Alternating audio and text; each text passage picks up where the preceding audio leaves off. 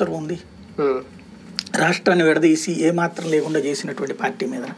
కాబట్టి నాకు తెలిసి ఆ ప్రయత్నం చేస్తారని నేను అనుకోను. కాంగ్రెస్తో కలవడం అంటే ఆంధ్రప్రదేశ్లో INDIAలో కలవడమేనా? అంతే కదా. ఇప్పుడు సిపిఐ సిపిఎం ఆల్రెడీ చెప్తున్నాయి INDIA కూటమిలో మేము భాగస్వాములు, కాంగ్రెస్తో వాళ్ళతో ఉంటాం అనేది. ఒకవేళ కనుక భారతీయ జనతా పార్టీతో పొత్తు పెట్టుకుంటే INDIAగా పోటీ చేస్తాం మేము ముగ్గురం కలిసి అని చెప్తున్నారు. సిపిఐ సిపిఎంలు ఆల్రెడీ చెప్తున్నారు. ఒకవేళ భారతీయ జనతా పార్టీతో పొత్తు పెట్టుకోకపోతే కాంగ్రెస్ను వదిలేసి ఇటు రావడానికి సిద్ధంగా ఉన్నారు కమ్యూనిస్టులు, తెలుగుదేశం జనసేన కూటమికి. అప్పుడు INDIA ఉండదు.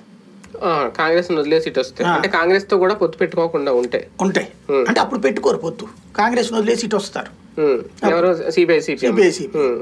అప్పుడు కాంగ్రెస్ ను కూడా తీసుకురావడానికి కమ్యూనిస్టులు ప్రయత్నిస్తారు. కానీ చేయగాల్చుకుంటాడా చంద్రబాబు నాయుడు గారు? బుర్రున్నోడు ఎవడు కాంగ్రెస్ తో పొత్తు పెట్టుకోవాలని అనుకోడు.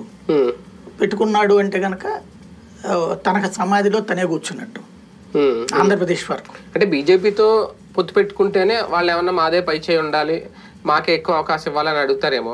కాంగ్రెస్ అయితే ఆ ఇబ్బంది ఏమి ఉండదు కదా చంద్రబాబు గారికి, వీళ్ళు చెప్పినట్టే ఉంటారు కదా. ఇప్పుడు వాళ్ళకైనా 0.8% ఉంది కానీ వీళ్ళు కంప్లీట్ 0 కదా.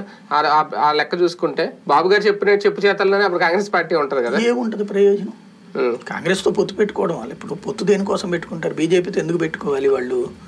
ప్రాక్టికల్ గా రేపు పొద్దున అధికారంలోకి వస్తుంది కాబట్టి, మళ్ళీ అవకాశం ఎక్కువ ఉంది కాబట్టి.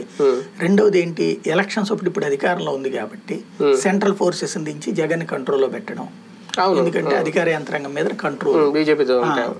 మోడీ హవా అన్నటువంటి వాడుకోవడానికి కాంగ్రెస్ పార్టీని పెట్టుకుని పొత్తు ఏం చేయాలి? వాళ్ళు కావాలంటే అంటే వచ్చేస్తారు, 2 సీట్లు ఇచ్చినా తీసుకుని. బికాజ్ ఆఫ్ షర్మిల నేను అనేది అంటే ఒక్క పాయింట్ వల్లే కాంగ్రెస్ తో ఏంటంటున్నా, దాని వల్ల ఈయనకు వచ్చేది ఏంటి? ఆమె ఆల్రెడీ క్రిస్టియన్ ఓటింగ్ ని టార్గెట్ చేసింది. రెడ్డి సామాజిక వర్గం ఇక్కడ అన్యాయం జరిగిపోతుంది అనుకునే వాళ్ళు ఆమె చెంత చేరే అవకాశం ఉంది అనేది ఒక ప్రచారం. ఆల్రెడీ చేరతారేమో అనేది. అటువంటి అన్ని ఈ కూటమికి లాభాలే అవుతాయి.